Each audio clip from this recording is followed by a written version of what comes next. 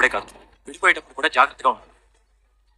వాళ్ళు అన్నిటికీ తెగించే ఉంటారు కాబట్టి వాళ్ళు నష్టపోయేదే ఉండదు. కానీ వాళ్ళకి అన్యాయం జరుగుతుందని అనుమానం వస్తే ఎంతకైనా తెగిస్తారు. చంపేస్తారా? పోతే ప్రాణం వస్తుందా? అలాగని భయపడతామా? ఎవరికి మనం భయపడాల్సింది? బంధాలకి. ఆ బంధాలని ముడేసిన మనుషులకి. అత్తకేదైనా అయితే నీ జీవితానికి అర్థం లేదన్నావు. నీకేదైనా అయితే నీ కూతురు జీవితానికి అర్థం ఉందా? నువ్వు ఎన్నైనా చెప్పరా, భరించడం నా వల్ల కావట్లేదు. ఎవర్రా పని మనిషిగా బతకాల్సింది? ఎవర్రా సేవలు చేయించుకోవాల్సింది? పుట్టిన బిడ్డల్ని మార్చేస్తారా? కడుపులో బిడ్డల్ని చంపేస్తారా? కాలు తగులుకొని పడబోయింది అంటే అర్థం కావట్లేదు ఏం జరిగిందో అని. ఇళ్ల ముందున్న మనిషిని కాపాడుకోవాలని మనం తాపత్రయపడుతుంటే కడుపులో ఉన్న బిడ్డని చంపాలని వాళ్ళు చూస్తున్నారు. ఎంత దుర్మార్గులు రా వాళ్ళు. అలా అయితే మేము దుర్మార్గులమే మావయ్య. ఇంతకు ముందు ఒకసారి ఇలాగే దీప పడబోయింది. ఇప్పుడు సరిగ్గా నాకు అర్థం కాలేదు కానీ దీప నా కూతురని, జ్యోత్స్న దాసు కూతురని తెలిసినప్పటి నుంచి ఏం జరుగుతుందో అంతా అర్థమవుతుందా? తట్టుకోలేకపోతున్నాను. వాళ్ళ మొహాలు చూస్తుంటే కోపం ఆగట్లేదు. అత్తకి ఆపరేషన్ జరిగేంత వరకు తప్పదు మామయ్య, భరించాల్సిందే. ఇప్పుడు ఎంత ఓపిక పడతావో ఫ్యూచర్ అంత బాగుంటుంది. జ్యోత్స్నని మా పిన్నిని ఎప్పటికీ క్షమించట్రా మావయ్య. ఎవరు చేసిన తప్పులకి వాళ్ళకి శిక్ష పడాల్సిందే. కానీ ఆ టైం వచ్చేంత వరకు మనం కొంచెం వెయిట్ చేయాలి. అర్థమైందా? ఎవర్రా? డాక్టర్ గారు. చెప్పండి డాక్టర్. మీరు ఒకసారి దీపం తీసుకుని హాస్పిటల్కి రండి. అలాగే డాక్టర్, ఇప్పుడే బయలుదేరు. ఏమన్నారు? దీపం తీసుకుని రామన్నారు. వెళ్ళి పిలుచుకురా, ముగ్గురం వెళ్దాం. మావయ్య నువ్వు ఇంటి దగ్గర ఉండు, నేను దీపం తీసుకుని వెళ్తాను. వీడు నన్ను ఎందుకు రావద్దంటున్నాడు? మీరు మరోసారి స్వప్నకు అర్థమయ్యేలా చెప్పాల్సిందండి. ఎంత చెప్పినా స్వప్న కాశీని క్షమించి వాడితో కాపురం చేస్తుందన్న నమ్మకం నాకు లేదు. అంటే ఈ సమస్యని ముగింపే లేని కథలా కొనసాగిద్దాం అనుకుంటున్నారా? లేదు, ముగింపిస్తాను. ఏంటా ముగింపు? అది నువ్వే చెప్పాలి. చివరికి అసలు మీకేమనిపిస్తుందో చెప్పండి. వాళ్ళిద్దరినీ కలపడం నా వల్ల కాదనిపిస్తుంది. అయితే ఒక పని చేయండి. ఏంటది? స్వప్న విడాకులు కావాలని అడుగుతుంది కదా? అవును, స్వప్న అయితే అదే మాట మీద ఉంది. అయితే విడాకులు ఇప్పించేయండి. ఎందుకు అంత ఆశ్చర్యంగా చూస్తున్నారు? ఒక మంచి లాయర్ తో మాట్లాడి వెంటనే వాళ్ళిద్దరికి విడాకులు ఇప్పించేయండి. కాంచనా. అవునండి, మీకు విడాకులు ఇప్పిస్తున్నానని వాళ్ళతో కూడా చెప్పేయండి. నువ్వేం మాట్లాడుతున్నావో అర్థమవుతుందా? విడాకులు ఇప్పిస్తే వాళ్ళ జీవితాలు ఏం కావాలి? వెంటనే స్వప్నకి మరొక సంబంధం చూడండి. దేనికి? పెళ్లి చేయడానికి. అలాగే కాశీగాడికి కూడా చూడండి. వాడు కూడా మనకి మేనలుడే. వాడి బాధ్యత కూడా మనదే. వాడికి కూడా వేరే అమ్మాయితో పెళ్లి చేద్దాం. భార్యాభర్తల్ని కలపని నీ చుట్టూ తిరుగుతుంటే విడాకులు ఇప్పించండి, వేరే పెళ్లి చేయండి అంటావేంటి? అనుభవం లేని వయసులో ఆవేశంతో తీసుకునే నిర్ణయాలు సముద్రంలో చెలరేగిన తుఫాన్ లాంటి మనిషి జీవితాన్ని ఏ తీరానికి తీసుకెళ్లి వదులుతుందో కూడా నాకు తెలియదు. కళ్ల ముందే పిల్లల జీవితాలు నాశనం అయిపోవడం కన్నా నరకం కన్నవారికి ఇంకేముంటుంది?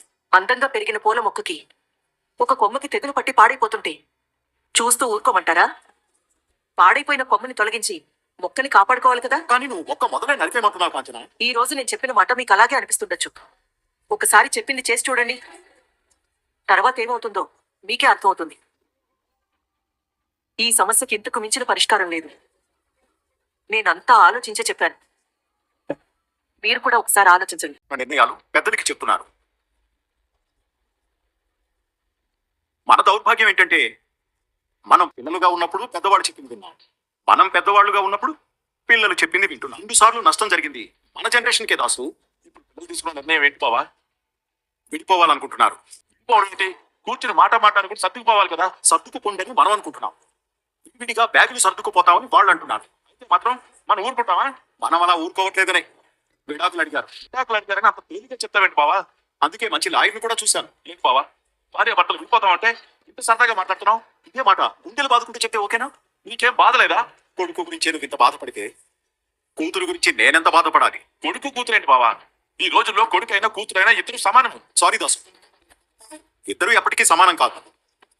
కావాలంటే స్వప్నని కాశీ పక్కన నిలబెట్టి చూడు, కాశీనే కొడుకుగా ఉంటాడు. నువ్వేంటి బావా ఇంత ఎటకారంగా మాట్లాడుతున్నావు?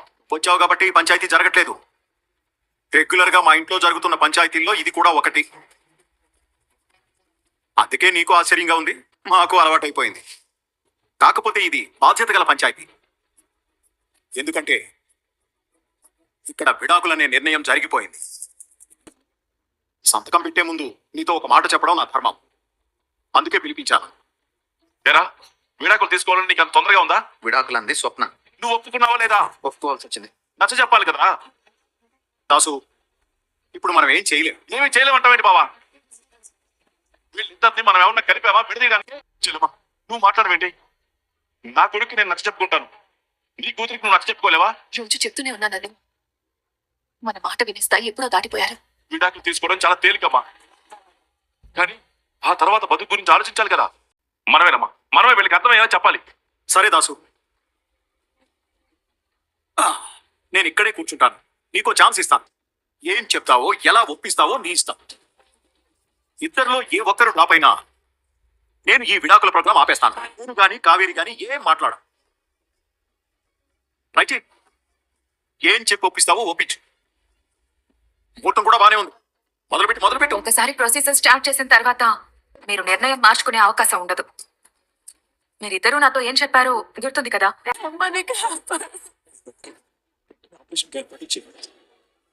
సుమిత్ర గారి ప్రాణం కాపాడడానికి దీప బోన్ మ్యారో ఇవ్వాలి. దీనివల్ల మీ కడుపులో ఉన్న బిడ్డకి ఎఫెక్ట్ అయ్యే ఛాన్స్ ఉంది.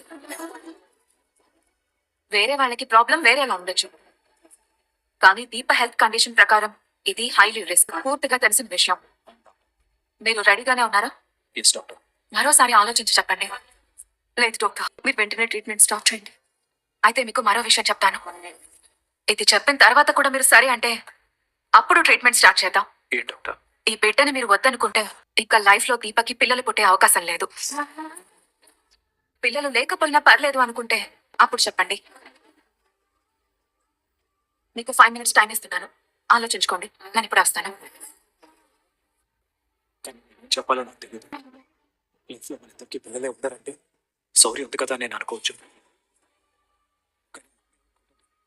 ఏం జరిగినా పర్వాలేదు బావా. బిడ్డని వదులుకోవాలన్న నిర్ణయం నాది కాబట్టి నిర్ణయం తీసుకున్న వాళ్ళే నిందని భరించాలి. ఎన్నని భరిస్తావు? ఇవన్నీ నాకు మా అమ్మ కంటే పెద్ద బాధ కాదు బాబా. అమ్మకి ఏమైనా జరిగితే చాలా పెద్ద బాధ. నేను ఏదైనా భరిస్తాను. ఇంకా లైఫ్ లో దీపకి పిల్లలు పుట్టే అవకాశం లేదు. ఏం మాట్లాడవేంటి బావా? అప్పుడే డాక్టర్ వచ్చి ఏ నిర్ణయం తీసుకున్నారు అని ఇద్దరిని అడుగుతుంది. చెప్పు బాబా, అడుగుతున్నారు కదా. చెప్పండి కార్తీక్, ఇది పూర్తిగా మీ పర్సనల్ మ్యాటర్. మీ నిర్ణయాన్ని బట్టే నా నిర్ణయం ఉంటుంది. ఆలోచిస్తావేంటి బాబా? ఒకసారి మా అమ్మ పరిస్థితి కూడా అర్థం చేసుకో. దాన్ని పిలుస్తున్నావు. నువ్వెవరు బాబు? గుర్తుపట్టలేకపోతుంది. మా అమ్మకి నువ్వు ఇచ్చిన మాట గుర్తు చేస్తూ నీ కూతురే నేను కాపాడుతుంది. చెప్పు బాబా.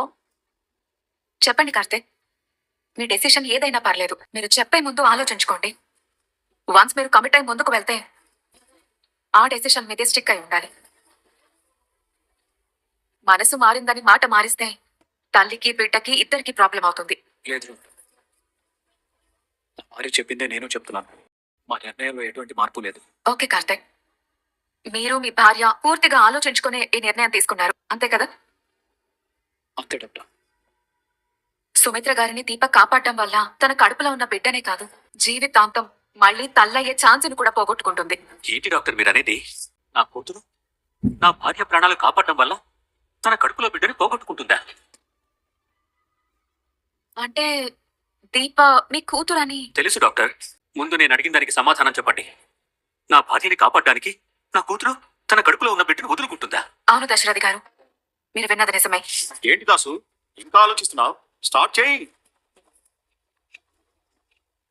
కాశీ, నేను సంతకం పెట్టొద్దంటే నా కోసం నువ్వు అయిపోతావా? స్వప్న ఆగిపోతానంటే నేను ఆగిపోతాను. ఎవరి కోసం మారాల్సిన అవసరం నాకు లేదు. మేమంతా నీకు నచ్చకపోతే దూరంగా పెట్టు, అంతేగాని దూరం చేసుకుని దానికి బాగున్నాడనే కదా ప్రేమించావు. రూపమే మారలేదు కదమ్మా. రూపం కాదు, గుణం మారింది. భర్త కాబట్టి గుణం మారింది అనగానే వీడు నాకు వద్దు అంటున్నావు. ఇదే నీ తండ్రి అయితే ఇలాగే వదిలేస్తావా? ఇదే నీ కొడుకైతే ఇలాగే వదిలేస్తావా? మార్చుకోవాలని ఆలోచిస్తావు కదమ్మా, మరి భర్త విషయంలో ఎందుకమ్మా ఇలా ఆలోచించలేకపోతున్నావు? ఒకరితో ఒకరు పోల్చుకోవడానికి బాగుంటుంది మావయ్య. ప్రాక్టికల్ లైఫ్ లో అది వర్కౌట్ అవ్వదు. పెంచిన పిల్లల్లో లోపాలున్నాయి అంటే ఎక్కడో మనమే అర్థం చేసుకోలేకపోతున్నామని అర్థం. కానీ కట్టుకున్న భర్తే మోసం చేశాడు అంటే మనం నమ్మిన నిజాలన్నీ, మనం చూసిన నిజాలన్నీ అంత నాటకమని అర్థం. నీ ముందు ఏ రోజు నేను నటించలేదు. నువ్వు నాతో ఎన్నిసార్లు గొడవపడ్డావు? అప్పుడు నిజంగానే గొడవ పడ్డాను. మా నాన్నని కానీ మా అన్నయ్యని కానీ నన్ను కానీ లెక్క లేకుండా మాట్లాడావు కదా. అప్పుడు నా బుర్ర అలా పనిచేసింది. అదంతా నాటకం. నేను నిన్ను తిట్టడం కూడా నిజాయితీగానే తిట్టాను. నిజాయితీగానే తిట్టావు, నిజాయితీగానే మోసం చేశావు, నిజాయితీగానే మా నాన్నని పోలీస్ స్టేషన్ అరెస్ట్ చేపించావు. నీ నిజాయితీకి నీ మంచితనానికి ఒక దండం మావయ్య. నిజాయితీ పనులతోనే నేను కాపురం చేయలేను. స్వప్న, ప్లీజ్ కాశీ, నన్నిక వదిలే. నీకు నాకు సెట్ అవ్వదు కానీ ఆ, నెలకి 1,00,000 సంపాదించేవాడు చాలు. ఒక్క రోజులో 5 లక్షలు సంపాదించేవాడు నాకు అవసరం లేదు. జాయిన్ అవ్వకముందే 5 lakhs అడ్వాన్స్ ఇస్తే జాబ్ లో జాయిన్ అవ్వగానే మరో 5 lakhs ఇస్తారు. మీ నాన్న సపోర్ట్ లేకపోతే ఇంటి రెంట్ కూడా కట్టలేను అన్నావు కదా, ఉంటాం. నువ్వంటే మంచోడివి, నిజాయితీ పరుడివి కాబట్టి అన్నవన్నీ మర్చిపోతావు. నేను నీ అంత మంచిదాన్ని కాదు బాబు. ఏంటమ్మా ఆ మాటలు? ఏ భాషలో చెప్పాలో అర్థం కావట్లేదు మావయ్య. అందుకే ఉన్న భాషలోనే కాస్త అర్థమయ్యేలా ఉన్న పదాలని వెతుక్కుంటున్నాను. నేనే చెప్పమ్మా. కానీ కానీ మీరు విడాకులు తీసుకోవడానికి విన్నారమ్మా? నిర్ణయం జరిగిపోయింది మావయ్య. చేతులు ఎత్తినారా? అన్నయ్య, మావయ్య, ఏంటిది? భర్తని వద్దనుకుంటున్నానే కానీ బంధాలను తెంపుకోవట్లేదు మావయ్య. కాశీ భార్యగా ఉంటేనేనా నువ్వు నాకు మావయ్య అయ్యేది? అది కాదమ్మా. నేను కాశీని పెళ్లి చేసుకోకపోయినా నువ్వు నాకు వరుసకి మావయ్య అవుతావు. ఇంటితో ఈ మనుషులతో ఈ బంధం ఎప్పటికీ ఇలానే ఉంటుంది మావయ్య. మన బంధమే కాదమ్మా, మీ భార్యాభర్తల బంధం కూడా ఎప్పటికీ ఇలాగే ఉండాలి. అమ్మా, సారీ మావయ్య, నేను ఇక కాశీతో కలిసి ఉండలేను. అది కాదమ్మా. విడాకులు ఇవ్వాలని నిర్ణయం తీసుకున్నాను. ఆ నిర్ణయానికే కట్టుబడి ఉంటాను. దీంట్లో ఎలాంటి మార్పు ఉండదు. కాగితాలు ఎక్కడున్నాయో చెప్పండి, సంతకం పెడతాను. నేను చెప్పేది ఒకసారి విను. వద్దమ్మా.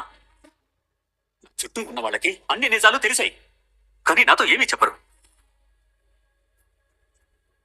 నేనెంత అబద్ధాల్లో బతుకుతున్నానో వాళ్ళు నిజం చెప్పే వరకు తెలియదు. నీ తండ్రిది అబద్ధాల జీవితం అయిపోయిందమ్మా.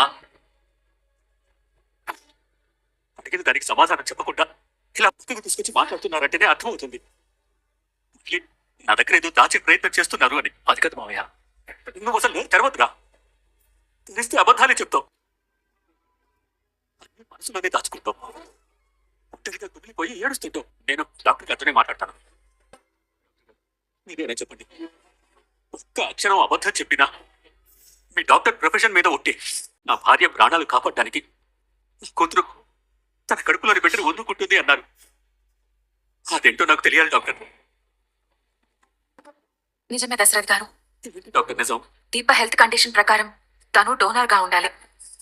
అంటే బిడ్డని వదులుకోవడానికి సిద్ధపడాలి, లేదంటే డోనర్ గా ఉండకూడదు. నా భార్యను బతికించడానికి వేరే ఏదైనా దారుందా? సుమిత్ర గారికి వాళ్ళు బ్లడ్ రిలేటివ్ అయి ఉండాలి. గారు, కడుపులో బిడ్డ నేను సేవ్ చేయలేను. వేరే చోట ఏమైనా చూపించా?